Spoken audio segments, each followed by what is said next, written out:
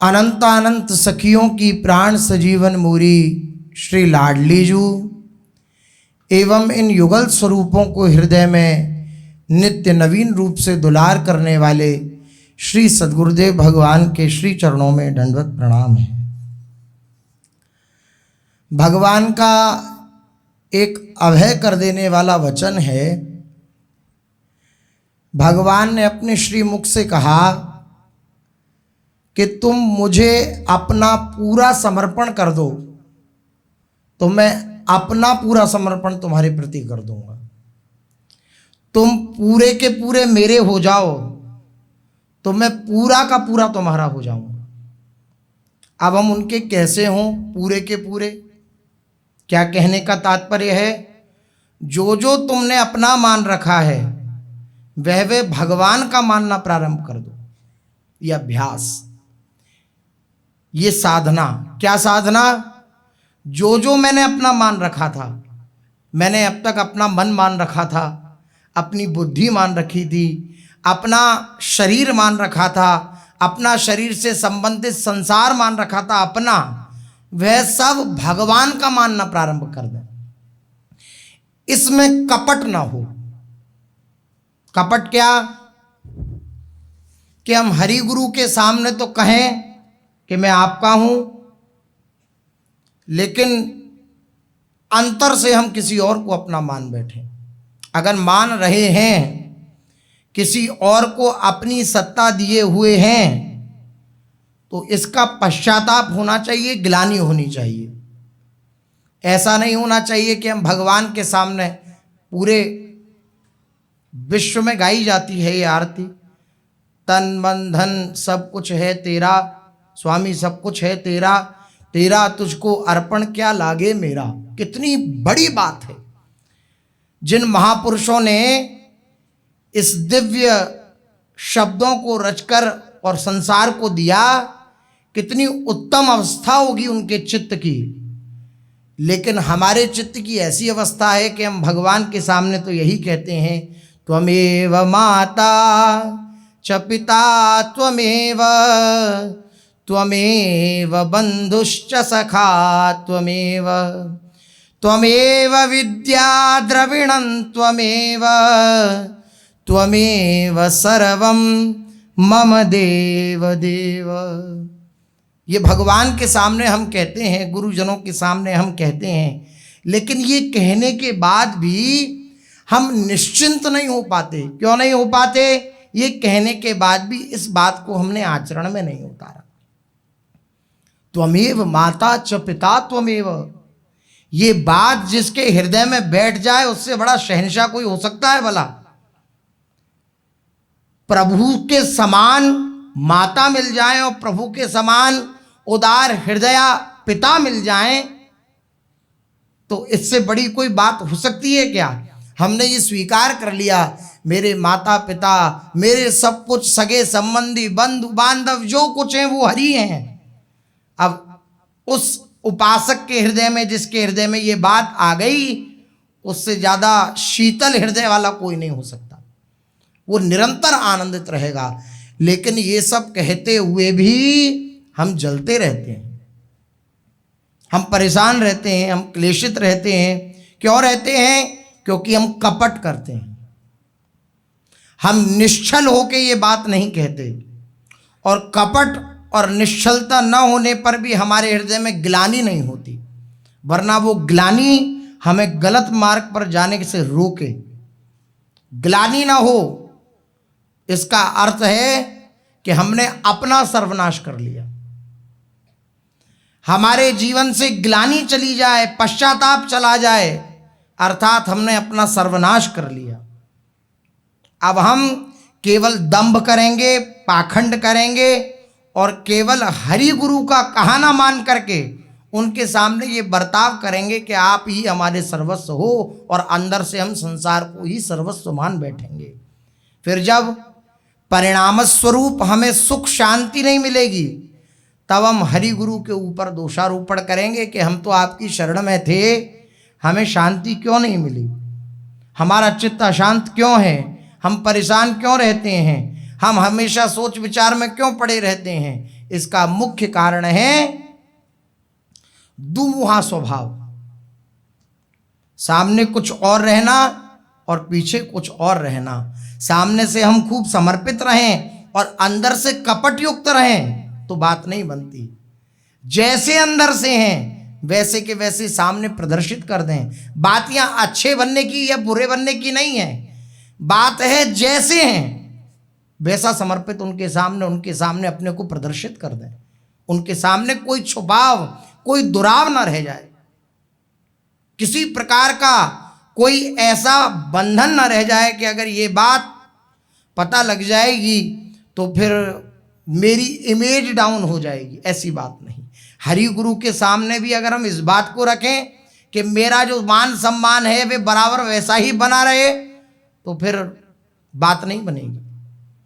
फिर निश्चित रूप से भगवत मार्ग में बाधा उत्पन्न हो जाएगी। इसलिए जैसे अंतर से हैं वैसे के वैसे हम प्रभु के सामने रहें, हरि के सामने रहें, गुरुदेव के सामने रहें तो उनका लाभ ले पाएंगे।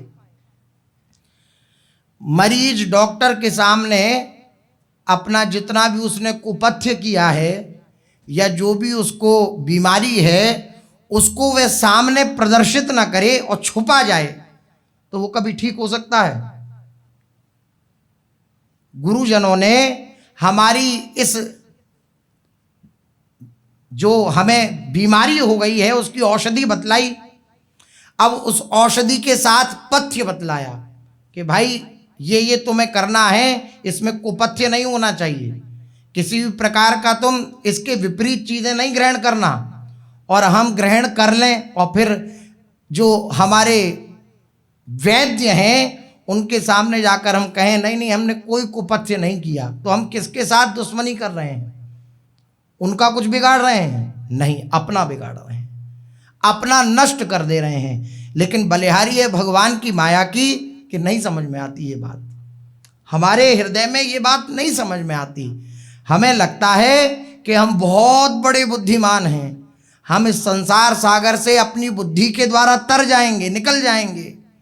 इसलिए हरि गुरु से कपट करने लगते हैं। जो सर्व तो बम एकदम निश्चल भाव से समर्पित हो गया वैद्य के प्रति, वो तुरंत ठीक होने की वृत्ति रख सकता है और तुरंत ठीक भी हो सकता है। जैसी आज्ञा वैद्य की हो वैसा चले तो। इसी प्रकार गुरुजनों को अपना सर्वस्व मानकर, अपना हितैषी मानकर, अपना मित्र मानकर हम उनके सामने किसी प्रकार का छुपाव दुराव ना करें। अगर ये नहीं करेंगे तो हमें बहुत जल्दी जीवन का लाभ प्राप्त हो जाएगा। क्या है जीवन का लाभ? असंग रहकर प्रभु का स्मरण, असंग रहकर निरंतर तैल धारावत भगवान का चिंतन, निश्चिंतता, बेपरवाही, ये सब सद्गुण ऐसे उपासक के हृदय में प्रकट हो जाते हैं जो निश्चल भाव से प्रभु के सामने जैसा का तैसा समर्पित हो जाता है। जैसा का तैसा। भगवान का ये कोई प्रश्न तो है नहीं, गुरुजनों का ये प्रश्न तो है नहीं कि तुम ऐसे हो तभी हमारे सामने समर्पित हो सकते हो। तुम जैसे हो उस अवस्था में, जिस अवस्था में हो उस अवस्था में समर्पित हो सकते हो। तो ये तो प्रश्न है नहीं कि अच्छे अच्छे होंगे तभी भगवान कहेंगे हमारे निकट आ जाओ। नहीं, ऐसा नहीं है। ये तो दरबार इसी बात से ऊंचा है कि अधमों को का भी पालन पोषण करता है। इसलिए इस बात से तो भयभीत नहीं होना चाहिए कि हम अगर अपने रोग को प्रदर्शित कर देंगे तो हमारी अवहेलना हो जाएगी। ये देहाभिमान है। हम अपने शरीर से, अपने अहम से, अपनी मन बुद्धि से इतना प्यार करते हैं कि उसकी अवहेलना में बर्दाश्त नहीं होती। इसलिए हम छुपाव दुराव करते हैं। ये नहीं करना चाहिए।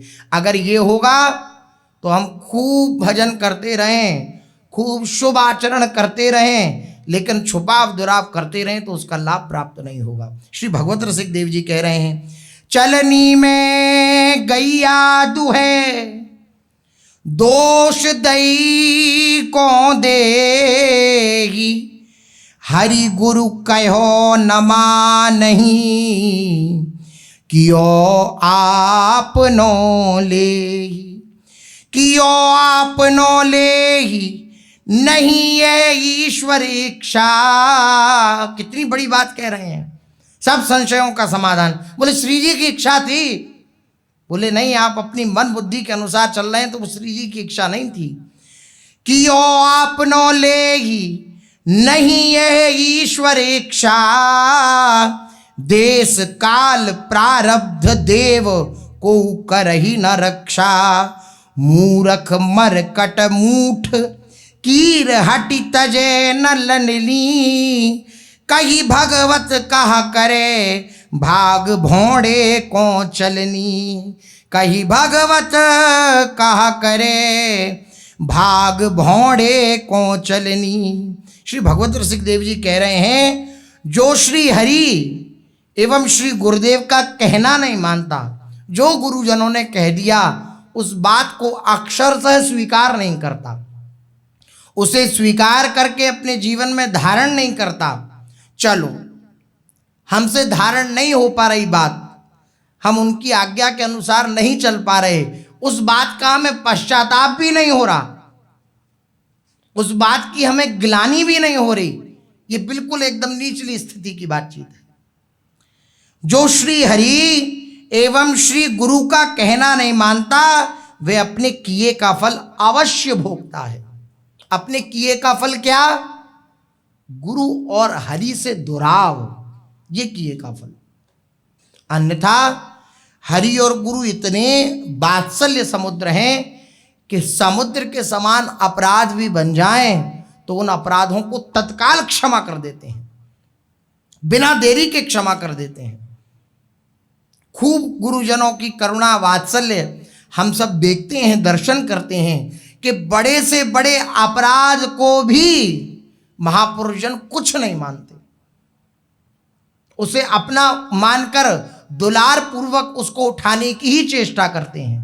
लेकिन भगवत रसिक देव जी जो बात कह रहे हैं वो क्या कह रहे हैं कि अगर उनका कहना नहीं माना और कहना ना मानकर के उनसे दुराव किया, छुपाव किया, तो वे अपने किए का फल अवश्य भोगता है, अवश्य भोगता है। मूर्ख चलनी में गैया दूता है और दोष देता है देव को कि ईश्वर को ही मंजूर नहीं था कि दूध हमें मिले।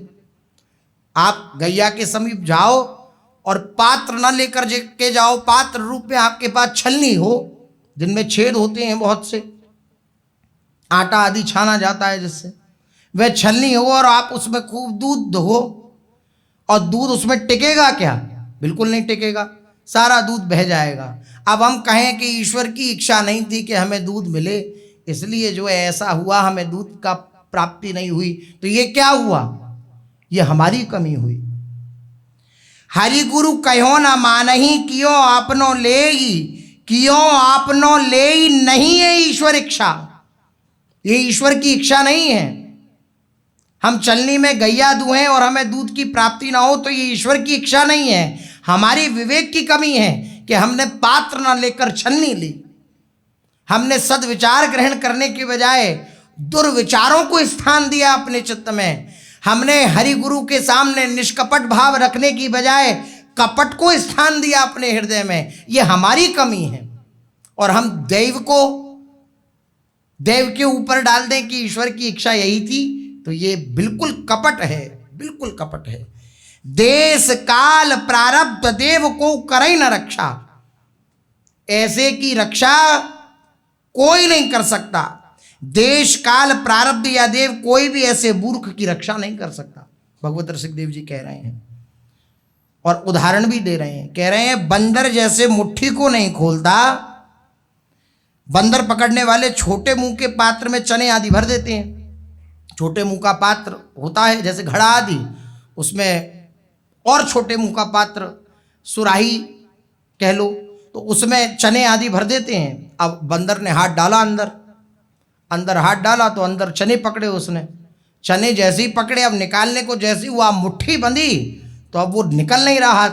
अब बंदर ने सोच लिया कि अंदर से किसी ने पकड़ लिया मुझे और मुझे छोड़ नहीं रहा है। अब वो चीखना चिल्लाना प्रारंभ करता है, लेकिन मुट्ठी नहीं खोलता। जो चने उसने ले रखे हैं हाथ में और मुट्ठी बांध रखी है, वह नहीं खोलता। अगर वो खोल दे और चनों को गिरा दे, चनों की आसक्ति छोड़ दे और मुट्ठी को खोल दे, तो तुरंत उसका हाथ निकल जाए। लेकिन उसे लगता है कि मेरे को अंदर से किसी ने पकड़ रखा है, मैं तो छूटना चाहता हूं, उसकी चतुरता देखिए। मैं तो छूटना चाहता हूं, लेकिन मुझे अंदर से किसी ने पकड़ रखा है। मेरे को अंदर से किसी ने, अब वो आता है मदारी, उसे पकड़ता है और खूब अपने अनुसार उसे शिक्षा देकर नाच नचाता डोलता है। इसी प्रकार हम ये मान लें अपने द्वारा हम शरीर संसार को पकड़े रहें, और हम ये मान लें हमें किसी ने पकड़ रखा है, हमें किसी ने बंधन में डाल रखा है, तो ये बात बिल्कुल असत्य है। हम अगर शरीर संसार की आसक्ति छोड़कर पूरे के पूरे प्रभु के हो जाएं, तो प्रभु का वचन है मैं पूरा का पूरा उसका हो जाता हूं। तुरंत अनुभव में ये आ जाए। 2 उदाहरण दे रहे हैं श्री भगवत रसिक देव जी। मूरख मरकट मूठ कीर हटी तजय नलनी। इसी प्रकार तोते पकड़ने वाले ऐसा डंडा रखते हैं जो घुमावदार होता है। अब तोता जाके बैठा जैसी उस पर, उस डंडे पर एक ऐसी नली लगा देते हैं, जब तोता उस पर आकर बैठता है तो वो उसके वजन से घूम जाती है, घूमने वाली। अब जैसे ही घूमी तो उसने और कस के पकड़ लिया तोते ने उस डंडे को। अब छोड़ दे तो उड़ जाए, लेकिन उसे लगता है किसी ने मुझे पकड़ लिया। तोता नीचे झुक जाता है और पंजों से नली को पकड़ लेता है। वह भी यही समझता है कि नली ने मुझे पकड़ लिया। अब अगर वो छोड़ दे तो उड़ जाए, अगर नहीं छोड़ता है तो वो ये बांध के रहता है कि मेरे को पकड़ लिया। तोते पकड़ने वाले पकड़ के ले जाते हैं उसे। इसी प्रकार मूरख मरकट मूठ कीर हटी तजे नली, कही भगवत कहा करे भाग भोने की चलनी। जैसे मुट्ठी को नहीं खोलता बंदर, तोता जैसे नलनी को नहीं छोड़ता, उसी तरह मूर्ख माया को स्वयं ही पकड़े रहता है और समझता है यह कि माया ने मुझे पकड़ रखा है, मेरे दोषों ने मुझे पकड़ रखा है, मैं तो छोड़ना चाहता हूं लेकिन छूट नहीं रहे हैं। इसलिए नहीं छूट रहे क्योंकि दोषों ने मुझे पकड़ रखा है। नहीं, दोष जड़ हैं, वो पकड़ नहीं सकते कभी। हम जब तक उन्हें सत्ता दिए रहेंगे तब तक वो हृदय में धारण रहेंगे। भगवत रसिक देव जी कहते हैं चलनी दूध दूहने के लिए नहीं है, फिर भी यदि कोई मूर्ख चलनी में दूध दूहता है तो ऐसे खोटे भाग्य वाले के लिए चलनी क्या कर सकती है? कुछ नहीं कर सकती। इसलिए सूरदास जी महाराज कह रहे हैं अपन पो आप नहीं बिसरायो। अपने आप को स्वयं ही विसार दिया। जैसे स्वान कांच मंदिर में भ्रमी भ्रमी भूखी मर्यो, अपुन पो आप नहीं बिसर्यो। कांच का एक कमरा हो और उसमें कुत्ते को छोड़ दिया जाए तो उसे लगेगा बहुत से हैं ये मेरे को खाने के लिए दौड़ रहे हैं, तो वो कांच के उस कमरे में उन्हीं कांच में अपने प्रतिबिंब को देख करके भौंकने लगे। तो इसमें बताओ कांच की क्या गलती है? कोई गलती नहीं है। जो सौरभ मृग ना भी बसत है, द्रुम तनु सूंगी फिर्यो, जो सपने में रंक भूप भयो, तस्कर अरि पकड़ियो। जो सौरभ मृग ना भी बसत है, द्रुम तनु सूंग फिर्यो। मृग की नाभि में ही कस्तूरी निवास करती है। मृग की नाभि में ही वह सुगंध है और कस्तूरी की सुगंध आती है। अब वो मृग, वह हिरन पूरे जंगल में घूमता है, उस कस्तूरी की जो सुगंध है उसको सूंघते हुए सब लताओं में देखता है कि ये सुगंध कहाँ से आ रही है, ये सुगंध कहाँ से आ रही है, ये सुगंध कहाँ से आ रही है। लेकिन उसे ये नहीं पता होता ये सुगंध उसी के अंदर है, अर्थात उसकी नाभि में ही विराजमान है कस्तूरी स्वरूप से। इसी प्रकार अपुन को आपुन ही विसार्यो। अपन को अपने को स्वयं ने ही विसार दिया है। अपने अंदर ही आनंद है, लेकिन हम दूर खोज रहे हैं कि हमें कहीं आनंद मिल जाए, कहीं आनंद मिल जाए, लेकिन कहीं नहीं प्राप्त होता। अपने अंदर जहाँ झांका तो आनंद स्वरूप है, तुरंत आनंद का साक्षात्कार हो गया। जो सपने में रंक भूप भयो, तस्कर हरि पकड़ो, जो के हरि प्रतिबिंब देख के आपुनि कूप पर्यो। जैसे गजल की फटक शिला में दर्शन जाई अर्यो, मरकट मूठ छाण नहीं दीनी, घर घर द्वार फिर्यो। सूरदास नलिनी को सुवटा, कही कोने पकड़ो अपुन पो आप नहीं बिसर्यो। तो अपनापन पूर्ण समर्पण करने में प्रभु के प्रति यही बाधा होती है। हम अपने हृदय का कपट नहीं छोड़ पाते, हम अपने हृदय का छलावा नहीं छोड़ पाते। और हरि गुरु जो होते हैं वे परम सुकोमल हृदय के होते हैं। कैसी दिव्य स्वीकृति शक्ति होती है महापुरुषों की कि जिन्होंने संसार सागर को छोड़ करके प्रभु को स्वीकार कर लिया, उन्हें प्राप्त कर लिया। तो आप अगर उनके सामने कहेंगे कि मैं आपका हूं, तो उनकी स्वीकृति शक्ति इतनी दृढ़ होती है कि वे आपको तुरंत उसी स्वरूप में जैसा आप कहेंगे वैसा स्वीकार कर लेंगे। आप किसी को संसार में कसम देकर के कहो कि अमुक की कसम है, हम तुमसे बड़ा प्यार करते हैं, लेकिन फिर भी वो अंदर से जानता है, क्योंकि वो खुद झूठी कसम खाता है, उसे पता है कि ये झूठी ही कसम खा रहा है, हमसे कहीं प्यार नहीं करता, इसका कोई ना कोई काम है, इसलिए झूठी कसम हमसे खा रहा है। संसार आपस में ये बात को जानते हैं खूब अच्छी तरह। कोई प्यार से बात करे तो संसार जानता है अंदर से भी कि प्यार से इसलिए बात कर रहा है, कोई ना कोई इसका मेरे प्रति कोई ना कोई ऐसा भाव है कि ये ठीक कर देगा मेरी अवस्था को, इसलिए मुझसे प्यार से बात कर रहा है। संसार आपस में आपस के कपट को जानता है, लेकिन गुरुजन जो होते हैं वो निष्कपट हो चुके हैं। उनके हृदय में ये सब दोष आदि नहीं होते। हम कहते कपट से उनके सामने प्रभु मैं आपका हूँ, गुरुदेव मैं आपका हूँ, और गुरुदेव हरि उसको सहज में वैसा का वैसा स्वीकार कर लेते हैं। इसने कहा ये मेरा है। जब इसके विपरीत बात होती है तब एकदम महापुरुषों को देखा जाता है कि वो एकदम विक्षिप्त, अर्थात हृदय से ऐसा भाव आ जाता है कि देखो इसने धोखा दिया, हमने देखा अब संसार को, संसार ने हमें धोखा दिया, हम जानते नहीं थे संसार को कि ऐसा संसार है, देखो ये धोखा देने वाला है, ये धोखा देने वाला, ऐसी भावना। क्यों? क्योंकि वो निष्कपट हैं, उनके हृदय में कपट नहीं है। वह दृढ़ स्वीकृति के साथ प्रभु को जैसे स्वीकार किया है ऐसे ही हमें स्वीकार करते हैं, लेकिन हमारा जो स्वभाव है वो नहीं छूट पाता। इसलिए हरि गुरु का जो सच्चा लाभ है उसको हम नहीं ले पाते। सच्चा लाभ क्या है हरि गुरु का? सच्चा लाभ है निरंतर प्रभु का स्मरण, निरंतर प्रभु के चरणों में हृदय का लुंठन होते रहना, निरंतर प्रभु के चरणों में हमारी नित्य नवीन आसक्ति बढ़ते रहना। हम देखते हैं हम जिस दृढ़ता के साथ भगवत मार्ग में लगे थे वे दृढ़ता कमजोर होती चली जाती है, उस दृढ़ता में शिथिलता आने लगती है। क्या कारण है? यही कारण है कि हम हरि गुरु से कपट करते हैं। जैसे के जैसे हैं तैसे के तैसे उनके सामने रहें, वे कहें ऐसा किया तो खूब हाथ उठा करके कहें कि हाँ ऐसा ही किया हमने। आपने ऐसी अवस्था में जब हम बिल्कुल निचले स्तर में गिरे पड़े थे तब आपने हमें स्वीकार किया है। हे नाथ आप कृपा करो, मैं तो गलतियों का पुतला हूँ ही, मेरे से गलती होती ही रहेंगी, लेकिन आप अपने स्वभाव से ही बरतते रहना। आपका जो स्वभाव है अपने निज जनों पर दया वात्सल्य करना, आप अपने स्वभाव से ही मुझ पर दया करना, आप अपने स्वभाव को ना भूलना। ये प्रार्थना हम उनसे करते रहें। दोष बड़ी बात नहीं है, गलतियां बड़ी बात नहीं है, गलतियों को पर्दा डाल देना बड़ी बात है।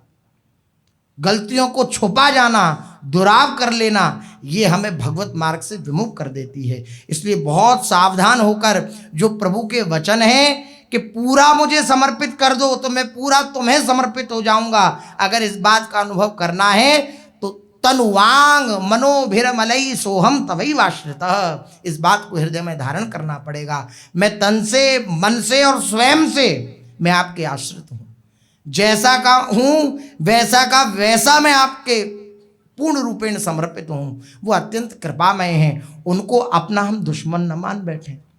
सच मानिए मन कहने लगता है हम तो चैन से ही नहीं जी सकते। अरे चैन में पहुंचाने के लिए, जहाँ चैन से सखी मृग पशु पक्षी ये सब निकुंज में चैन से रहते हैं, बसत निरंतर चैन सो, ध्रुवदास जी महाराज कह रहे हैं, वहाँ पहुँचाने के लिए महापुरुषों ने हमें स्वीकार किया है। अब यहाँ के चैन को चैन न मान लें, यहाँ हम बेकल रहें, उस चैन में पहुँचने के लिए, जिस आनंद में पहुँचने के बाद फिर और किसी सुख की चाह हृदय में नहीं रह जाती है। इसलिए हृदय में यही भावना रखें, बार बार प्रार्थना करते रहें कि मैं तो कपटी हूँ, मैं तो दुराचारी हूँ, मैं तो आपसे कपट करता हूँ, लेकिन आपसे कोई बात नहीं छुपी, आप अंतर्यामी हो। चाहे गुरु स्वरूप में हो और चाहे हरि स्वरूप में हो, आप दोनों ही स्वरूप में अंतर्यामी हो। अखंड मंडलाकारम व्याप्तम येन चराचरम, तो गुरुदेव भी अंतर में विराजमान है। और सर्वस्व चाहम हृदय सन्निविष्टो, तो भगवान भी हृदय में विराजमान है, भगवान भी हृदय में ही रहते हैं। तो हम प्रभु से प्रार्थना करते रहें कि आप हृदय की सब जानते हैं, इसलिए आपसे कोई छुपाव दुराव है नहीं है। आप जैसा चाहें वैसा मुझे अपने योग्य बना लीजिए, बस कभी अपने से दूर मुझे ना करिएगा। चलते हैं। महाप्रभु श्री हरिवंश चंद्र जी महाराज अपने निज जनों पर अत्यंत कृपा की वर्षा कर रहे हैं। श्री महाप्रभु जी के निज जनों में श्री हरिराम व्यास जी महाराज का चरित्र अपने लोग कथन श्रवण कर रहे हैं। श्री हरिराम व्यास जी महाराज जिनका दोष दर्शन बन गया श्री कबीरदास जी के प्रति, दोष बुद्धि हो गई, मन में ये सोच लिया कि निर्गुणिया संत हैं, वृंदावन के वैभव को क्या जाने, तो उनकी दिव्य लीलाएं रुक गईं। श्री हरिराम व्यास जी पूर्व में अपने लोगों ने श्रवण किया। श्री महाप्रभु जी के निकट गए, महाप्रभु जी ने बताया तुमसे महत अपराध बन गया है, शरीर से नहीं बना तो हृदय से अर्थात मन से मानसिक अपराध बन गया है, कोई ना कोई अपराध तुमसे बना है। तब इन्हें स्मरण आया कि श्री कबीरदास जी का अपराध बना है। यमुना किनारे आकर श्री कबीरदास जी की स्तुति करी, कली में साचो भक्त कबीर। इस स्तुति को सुनकर श्री कबीरदास जी महाराज प्रकट हुए, उस यमुना के जल से ही प्रकट हो गए। ये सब जितने भी संत जन हैं ये सब धाम में ही निवास करते हैं, कहीं और नहीं है, ये अन्यत्र नहीं है। पूज्य सदगुरुदेव भगवान ने अपने श्री मुख से बताया, श्री भाई जी महाराज उनके दर्शन श्री सदगुरुदेव भगवान को ऑफिस में बैठे थे। श्री भाई जी महाराज राधा बाबा बैठे थे समक्ष, और चश्मा उठा करके श्री महाराज जी के समक्ष देखा, क्या कहना चाहते हो? तो श्री महाराज जी ने कहा कि श्री कृष्ण की प्राप्ति कैसे होगी? तो भाई जी ने कहा जब श्री कृष्ण बन जाओगे तो श्री कृष्ण की प्राप्ति हो जाएगी। ऐसा तो बोले, बहुत देर तक आनंद बना रहा। जब विचार हुआ इस पंक्ति पर कि श्री कृष्ण बन जाओगे तब श्री कृष्ण की प्राप्ति होगी, अर्थात मन श्री कृष्ण, बुद्धि श्री कृष्ण, प्राण श्री कृष्ण, हृदय श्री कृष्ण, सब कुछ श्री कृष्णमय हो गया, अर्थात तन्मय अवस्था को प्राप्त हो गया तो श्री कृष्ण की प्राप्ति हो जाएगी। तो ये सब महापुरुष जन धाम में ही निवास करते हैं, तीर्थों में ही निवास करते हैं। ये ऐसा नहीं है जैसे हम काल बाधित हैं, हम पधार जाएंगे तो हमारा नामो निशान नहीं रहेगा, लेकिन महापुरुष जन शाश्वत प्रभु से जुड़ जाते हैं, इसलिए वह भी शाश्वत हो जाते हैं। ऐसा नहीं कि वे अंतर ध्यान हो गए तो अब कभी उनका साक्षात्कार नहीं हो सकता, नहीं, वो इसी धाम में आप जिस स्वरूप में मिलना चाहेंगे उस स्वरूप में मिलेंगे। आप उनके निज सखी स्वरूप में मिलना चाहेंगे तो सखी स्वरूप में दर्शन दे देंगे। आप उनके स्वयं के स्वरूप में मिलना चाहेंगे कि जिस स्वरूप से आपने जगत का कल्याण किया उस स्वरूप में आप दर्शन दीजिए, तो आपके हृदय की विकलता को देखकर उस स्वरूप में दर्शन महापुरुष जन देते हैं जो ईमानदारी से भगवान के मार्ग में लगता है, एकाकी होकर, अर्थात पूर्ण रूपेण चित्त वृत्ति प्रभु के मार्ग में दिए रहता है, तो उसको ऐसा अनुभव में आता है। महापुरुष जन दर्शन देते हैं। प्रभु के दर्शनों से पहले महापुरुषों के दर्शन होते हैं, तब प्रभु का दर्शन होता है। ये प्रक्रिया है, पहले महापुरुषों के दर्शन होंगे, उसके बाद प्रभु के दर्शनों की योग्यता प्राप्त होती है। तो ये सब महापुरुष जन यही है। श्री कबीरदास जी का स्तवन किया श्री हरिराम व्यास जी ने, तो कबीरदास जी कहीं और से नहीं, यमुना जल से ही प्रकट हो गए, यमुना जी से ही प्रकट हो गए। और श्री कबीरदास जी महाराज ने कहा कि ऐसा नहीं है, और बहुत सुंदर उदाहरण पूज्य सदगुरुदेव पूर्व में दिया कि जैसे परोसाई में कोई सब्जी परोसे, पूड़ी परोसे और खूब हलवा परोसे, खीर परोसे, तो जब खाने बैठेगा तो ऐसा नहीं है कि उसने हलवा परोसा है तो हलवा ही खाने को मिलेगा, उसे सब पदार्थ खाने को मिलेंगे। ऐसे ही भगवान अपने भक्तों के लिए जो अनेक अनेक चित्त वृत्ति के हैं, जो अनेक अनेक भाव से प्रभु को प्राप्त करना चाहते हैं, तो अनेक अनेक भावों को, शांत दास सख्य आदि भावों को प्रकट करने के लिए अनेक आचार्यों के रूप में प्रकट होते हैं। लेकिन ऐसा नहीं है कि जब वे अपने स्वरूप में स्थित होते हैं तो केवल जिस भाव को प्रकट किया उसी का आस्वादन करेंगे, नहीं, जैसे परोसाई करने के बाद भोजन परोसने वाला जब बैठेगा तो सब सामग्री उसे मिलेगी, सब जितने व्यंजन बने हैं सब उसे मिलेंगे। इसी प्रकार महापुरुषों को सब रसों का आस्वादन होता है। श्री कबीरदास जी महाराज ने कहा, और कबीरदास जी महाराज ने दिव्य चर्चा करी सत्संग की। श्री कबीरदास जी महाराज भी बड़े प्रेमी हैं। पूर्व में अपने लोग श्रवण कर रहे थे, कैसा उनका प्रेम है। हमारा यार है हम में, हमन को इंतजारी क्या। हमारा यार मेरे में ही बसता है, मेरा यार मेरा प्रीतम मेरे में ही बसता है, मेरे को इंतजारी किस। ऐसा प्रेम करने वाले हैं श्री कबीरदास जी। श्री कबीरदास जी महाराज एक जैसी विरही आकांक्षा, विरह का आकांक्षित उपासक जैसे प्रभु को पुकारता है, अपने प्रीतम को पुकारता है, ऐसी विरहिणी की तरह श्री कबीरदास जी भी अपने भाव प्रकट करते हैं, प्रभु को पुकारते हैं। श्री कबीरदास जी का पद है, ओ कौन मिलावे मोही जोगिया हो, जोगिया बिन रयो न जाए, जोगिया बिन रयो न जाए। हे नाथ, हे प्रीतम, आपके बिना मुझ पे रहा नहीं जाता। श्री कबीरदास जी की वाणी है। श्री कबीरदास जी कह रहे हैं, हो हिरनी पिय पारधी हो, मारे शब्द के बाण, जाही लगी सरे जानी हो, और दर्द नहीं जान। जाके तन नहीं फटे बिबाई, सो क्या जाने पीर पराई। श्री कबीरदास जी कह रहे हैं कि हो हिरनी पिए पारदी हो, मारे शब्द के बाण। मेरे प्रीतम ने मेरे को शब्द के बाण मारे, और ये बाण ऐसे लगे कि इस बाण की छरछराहट जो है जिसको लगा होगा वही जानेगा, और कोई नहीं जान सकता इसको। जाही लगे सरे जान ही हो, और दर्द नहीं जान, और कोई इसका दर्द नहीं जान सकता, दर्द नहीं जान सकता। जिसको लगा होगा वही इस दर्द को जान सकता है। अर्थात कबीरदास जी कहना चाह रहे हैं कि मेरे हृदय की जो पीड़ा है, इस पीड़ा से जो युक्त होगा वही मेरे हृदय की पीड़ा जान सकता है, और कोई नहीं जान सकता। मैं प्यासी हूँ पीव की हो, रटत सदा पिय पीव, पिया मिले तो जीव है, ना तो सहजे त्यागो जीव। कौन मिलावे मोहे जोगिया, हो जोगिया बिन रयो न जाए।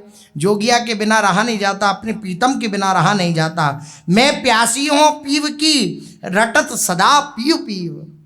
मैं अपने प्रीतम के दर्शन की प्यासी हूँ। मैं निरंतर उनके दर्शन की लालसा से युक्त होकर उनके नाम का रटन करती रहती हूँ, नाम को गाती रहती हूँ, नाम को रटती रहती हूँ। अगर प्रीतम मुझे मिल जाए, मैं उनकी प्यारी हो जाऊँ तो ठीक है, ना तो सहजे त्यागो जीव। मैं अपने प्राणों को छोड़ दूंगी अगर मुझे प्रीतम न मिले तो। चह छह लाघन में किया रे, पिया मिलन के जोग, पिय कारण पियरी भई हो, लोग कहें तन रोग। कबीरदास जी कह रहे हैं, मैं अपने प्रीतम के प्यार के कारण पीरी हो गई, बदल गयो तन रंग। श्री प्रिया प्रीतम के प्रेम में श्री ध्रुवदास जी महाराज कह रहे हैं कि जो प्रिया प्रीतम के प्रेम में रंगा रहता है, उसके देह का रंग बदल जाता है, बदल गयो तन रंग, पीला पड़ जाता है प्रभु के उस विरह में, प्रभु की प्राप्ति की लालसा में, क्योंकि और कुछ उसे सुहाई नहीं देता, और कुछ उसे अच्छा नहीं लगता। ऐसे श्री कबीरदास जी कह रहे हैं, पिए कारण पियरी भई, लोग कहें तन रोग। लोगों ने कहा कि इसको पीलिया हो गया है, तन का रोग हो गया है, लेकिन मैं ही जानती हूँ कि ये रोग कौन सा है। ये रोग, जैसे मीरा जी कहती है ना, ये रोग जब ही मिटेगा जब गिरधर सामने होंगे, गिरधर समीप होंगे। इसी प्रकार कबीरदास जी कह रहे हैं, जब तक मेरे प्रीतम का मिलन मुझे नहीं होगा तब तक मेरे इस रोग का शमन नहीं होगा। कह कबीर सुन जोगनी हो तन में मन ही मिलाए, तुम्हारी प्रीति के कारणे हो बहुरी मिलहिंगे आए। कौन बिलावे मोहे जोगिया हो, जोगिया बिन रहो न जाए। मैं अपने प्रीतम के बिना नहीं रह सकती। तो श्री कबीरदास जी महाराज के हृदय में ऐसा प्रेम है। हम अपने विवेक के द्वारा ऐसा सोच सकते हैं, बुद्धि की बुद्धिमत्ता के द्वारा, कि वह तो निर्गुणिया संत हैं, लेकिन आज श्री कबीरदास जी महाराज का श्री व्यास जी को सत्संग प्राप्त हुआ और श्री व्यास जी के प्रति संशय निवृत्त करते हुए श्री कबीरदास जी बोले, अपराध का उनको नष्ट किया और कहा, प्रभु की ऐसी ही आज्ञा हमें थी। प्रभु अपने जनों को जीवों के भिन्न भिन्न स्वभाव अनुसार उन्हें रस प्रदान करने की आज्ञा करते हैं, पर अपने जनों को वे अनुभव सभी रसों का कराते हैं। ये बात स्पष्ट करी श्री हरिराम व्यास जी को। कबीरदास जी का सत्संग से श्री हरिराम व्यास जी का संशय निवृत्त हुआ एवं अपराध के नष्ट होते ही तत्काल युगल छवि फिर से श्री व्यास जी के हृदय में मानस पटल पर अंकित हो गई। श्री युगल सरकार की दिव्य लीलाएं पुनः प्रकट हो गई। पूर्व श्री युगल की लीलाओं का चिंतन चलने लगा। उसी दिन से उन्होंने दृढ़ संकल्प लिया कि आज से मन वचन कर्म से कभी भूल कर भी किसी भक्त का अपराध नहीं करूंगा। ये हृदय से संकल्प लिया श्री हरिराम व्यास जी ने। श्री व्यास जी जाति तथा ब्राह्मणत्व से ऊपर उठकर हिताचार्य चरण द्वारा बतलाए गए प्रेम धर्म किंबा अनन्य धर्म पर परिनिष्ठित हो गए। श्री हरिराम व्यास जी के वचन, व्यास गुरु हरिवंश कृपाते, बसी बनराज प्रेम रस लूट्यो। मैंने श्री हरिवंश चंद्र जी की कृपा से श्री वृंदावन का वास स्वीकार करके वृंदावन के दिव्य वैभव का, ये दिव्य वैभव का भोग किया, अर्थात इसका आनंद लिया। व्यास गुरु हरिवंश कृपाते, बस बनराज प्रेम रस लूटो। श्री हरिवंश चंद्र जी की कृपा से मैं वृंदावन वास कर प्रेम रस लूट रहा हूं। ऐसी भावना श्री हरिराम व्यास जी के हृदय में। अत्यंत प्यार करते हैं जुगल किशोर जी से, अत्यंत ममत्व है, आसक्ति है जुगल किशोर जी के चरणों में। अपने हाथ से श्री जुगल किशोर जी का श्रृंगार करते हैं श्री हरिराम व्यास जी। रोज की दिनचर्या है अपने ही कर कमल से श्री जुगल किशोर जी की दिव्य श्रृंगार करना। तो चीरा जर कसी शीस, चीकनो खिसिल जाए, लेउजू बंधाए नहीं आप बांध लीजिए। गए उठी कुंज सुधियाई सुख पुंज आए, देखो बंध्यो मंजू कई कैसे मुँह पेरीजिए। श्री हरिराम व्यास जी नित्य अपने ठाकुर श्री जुगल किशोर जी का श्रृंगार करते। एक बार आप श्री जुगल किशोर जी का श्रृंगार कर रहे थे तो श्री ठाकुर जी के सिर पर पाग बांधते हैं, वे पाग बंध नहीं रही थी। अत्यंत चिकनी होने के कारण सिर से बार बार वे बार बार खिसक जाती। जब कई बार श्री हरिराम व्यास जी ने पाग बांधने की चेष्टा करी श्री ठाकुर जी को, जुगल किशोर जी को नहीं बंधी ठीक से, तो झुंझला गए। महापुरुषों का स्वभाव बालकों के समान हो जाता है। जैसे बच्चे एकदम बार बार किसी क्रिया करना न कर पाए तो झुंझला जाते हैं, रोने लगते हैं। इसी प्रकार अब नहीं बार बार ठाकुर जी को बांधना चाह रहे हैं, पाग रोज बंधवा लेते हैं ठाकुर जी, लेकिन आज हंसी सूझी ठाकुर जी महाराज को भी, तो पाग ही नहीं बंधवा रहे हैं। चिकनी थी वह पाग का जो कपड़ा, वो बार बार खिसक जाता। श्री ठाकुर जी की इस लीला को देखकर व्यास जी झुंझला गए। अजी देखो, या तो आप मुझसे अच्छी तरह ऐसे पाग बंधवा लीजिए, यदि मेरा बांधना आपको पसंद नहीं है तो आप स्वयं बढ़िया बढ़िया बांध लीजिए, मैं जा रहा हूँ। ऐसा पाग का वह कपड़ा वहीं विराजमान किया जुगल किशोर। ये अपनापन है। ऐसा ना सोचें कि भगवान के प्रति ऐसी भाव, भगवान को कभी कभी मीठा खाते खाते खूब ऐसा लगता है कि कुछ चरपर, जैसे कोई खूब मीठा खावे तो लगता है कुछ नमकीन हो तो स्वाद थोड़ा चेंज हो। ऐसे ही ठाकुर जी खूब स्तुति सुन के, आप हे नाथ प्रभु, हे सर्वेश्वर, हे भगवान, ये सब सुन सुन के ठाकुर जी कहते हैं भाई कुछ ना कुछ अब ऐसी लीला करनी चाहिए कि कुछ चरपरा हो। तो ठाकुर जी ऐसी लीला करके अपने भक्तों से विनोद करते हैं। तो ठाकुर जी ने विनोद किया। ठाकुर जी ने कहा बहुत दिनों से ये जुगल किशोर जी ऐसे करते हैं, लाओ अब थोड़ा सा इनके साथ आनंद लिया जाए। तो तुरंत श्री ठाकुर जी ने आनंद लिया। व्यास जी ने कहा अच्छा आपको ऐसे ही सुख लेना है, ठीक है, जुझला के हमसे देखो बंधवानी हो तो बंधवा लो, वरना ये धरा कपड़ा अपने। अब मैं जा रहा हूँ सेवा कुंज, आप सेवा कुंज आ गए, मैं जा रहा हूँ सेवा कुंज, आपको बांधने हो तो आप बांध लीजिएगा, वरना ये विराजमान है। बहुत देर हो गई। यह कहकर आप श्रृंगार छोड़कर कुंज में जाकर भजन कीर्तन करने लगे, वहां जाकर पदगान करने लगे। तब श्री ठाकुर जी ने अपने आप स्वयं पाग बांध ली। श्री जुगल किशोर जी ने अपने आप सुंदर पाग बांध ली। आहा, श्री जी तो हैं ही समीप बताने को कि हाँ ठीक है। किसी ने आपसे आकर कहा कि आज तो आपका श्रृंगार, तो श्रृंगार के दर्शन किए लोगों ने आकर के। व्यास जी बैठे सेवा कुंज में, बोले आपके ठाकुर जी ने तो आज बड़ी बढ़िया पाग बांधी है, आपने तो बहुत सुंदर, आपकी कैसी रुचि है सेवा में, कितनी सुंदर पाग आज आपने बांधी, अलौकिक पाग लग रही है आज तो। जैसे ही सुना तो समझ गए, सुनकर तुरंत उठे और श्री ठाकुर श्री जुगल किशोर जी के समीप आए।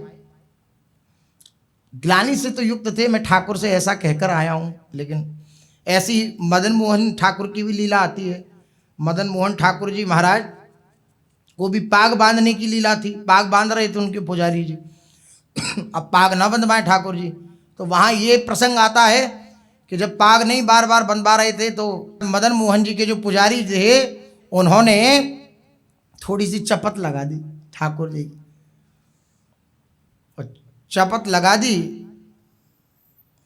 निकल गए मंदिर के बाहर।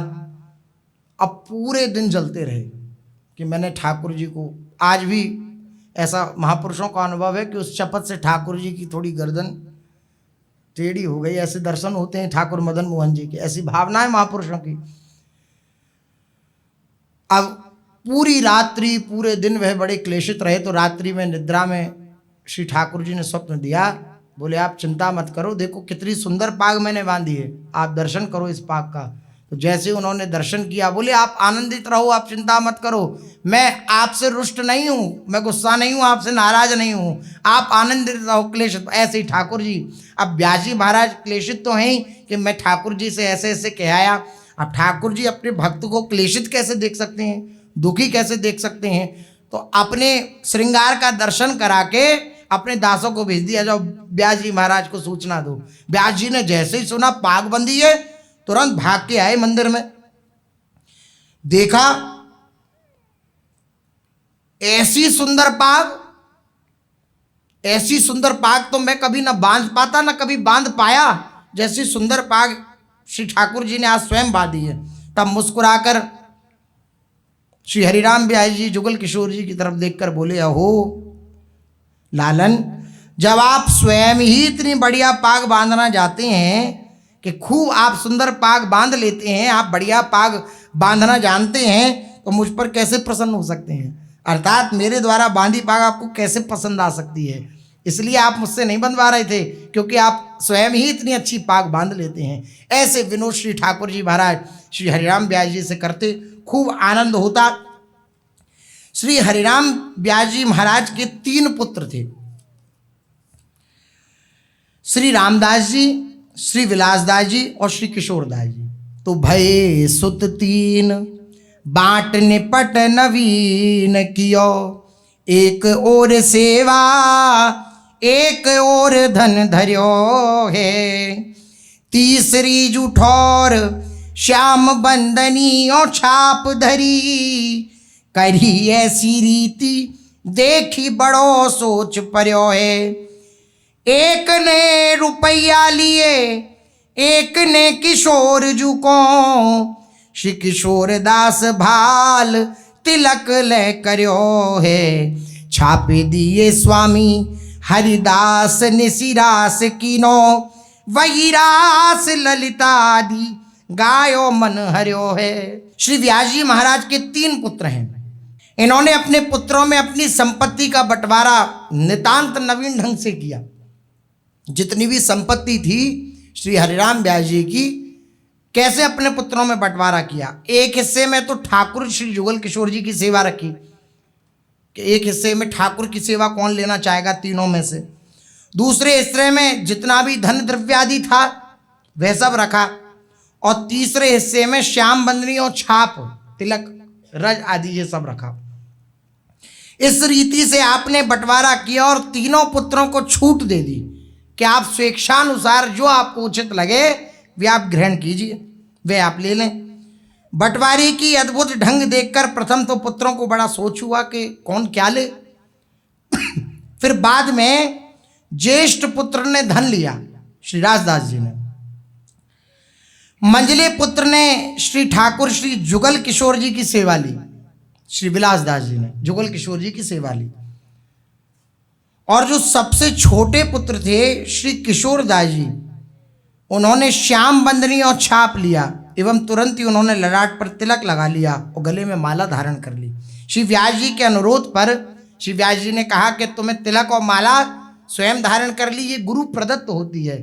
इसलिए श्री किशोर दास जी से कहा, स्वामी जी के समीप गए स्वामी हरदास जी के प्रति, और अपना जो ये तृतीय पुत्र हैं श्री किशोर दास जी, वे श्री स्वामी जी के समर्पित किए, अर्थात स्वामी जी की परंपरा में वे दीक्षित हुए। और भाव में भरकर किशोर दास जी बोले कि पिताजी, बड़े भाइयों के लेने के बाद यही बच रहा इसलिए मैंने ये लिया, और हो ऐसी बात नहीं है।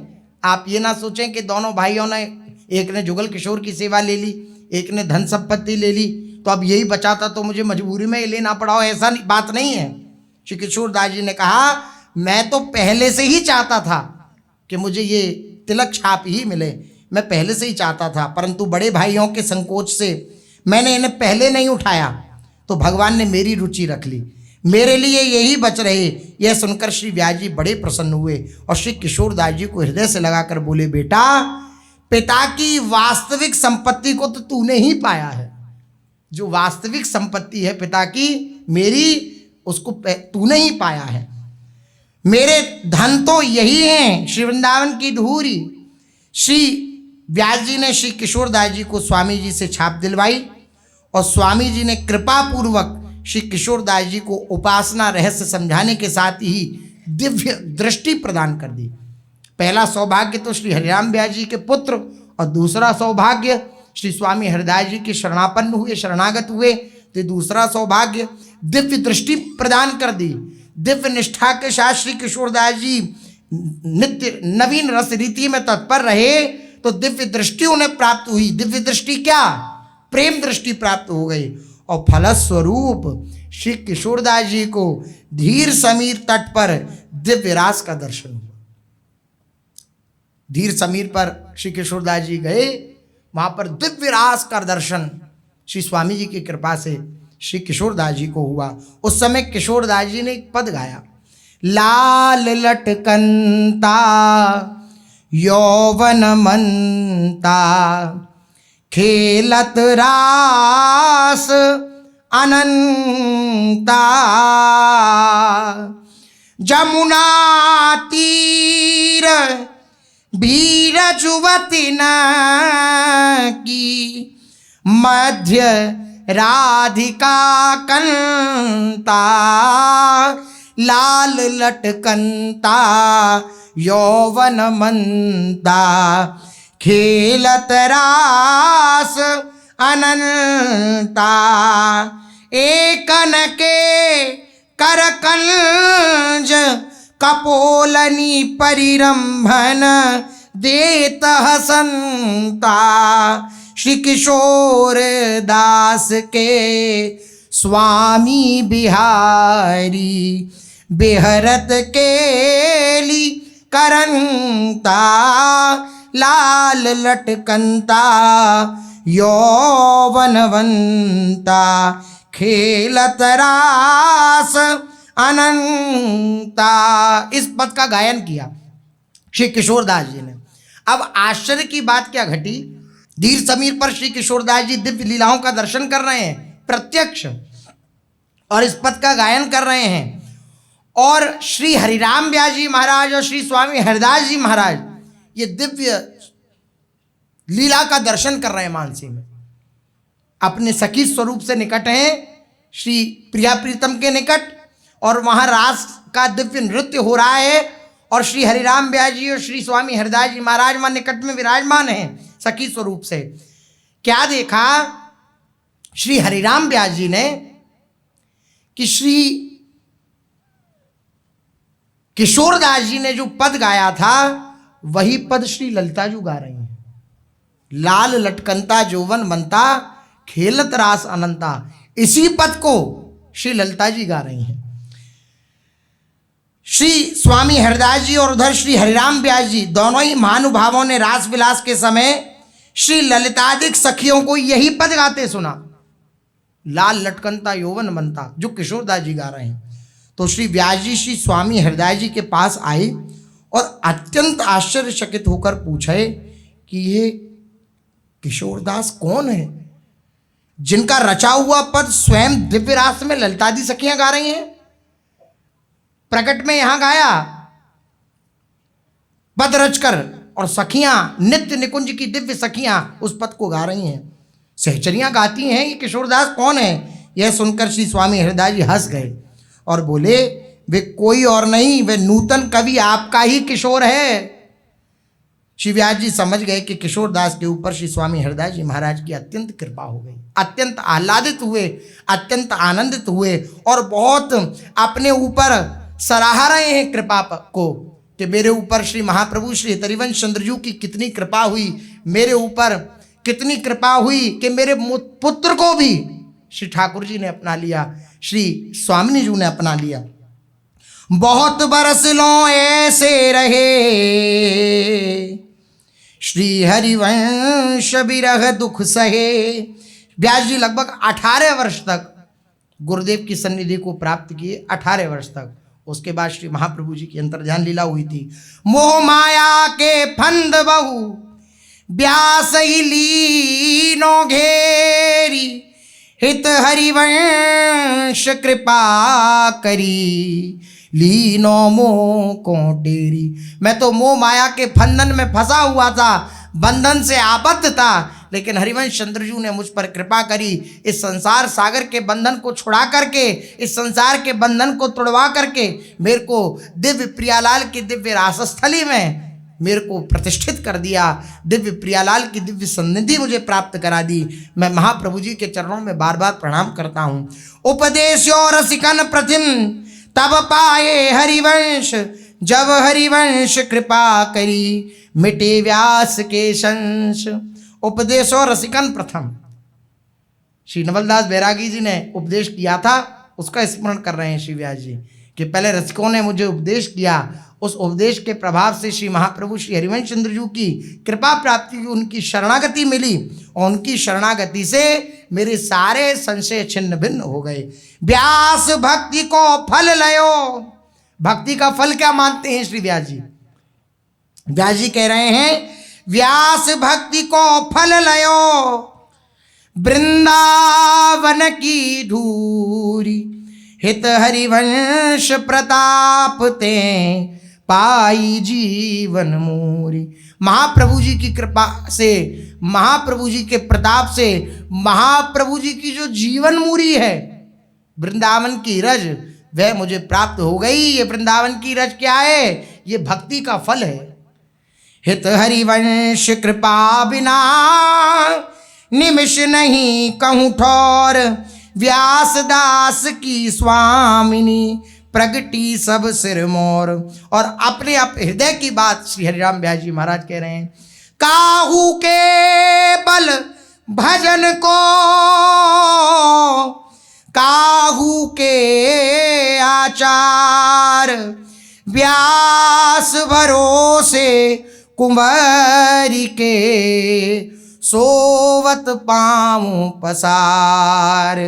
व्यास भरोसे कुंवरी के, सोवत पाऊं पसार। किसी का बल भजन है, भजन के द्वारा वह प्रभु की प्राप्ति करना चाहता है।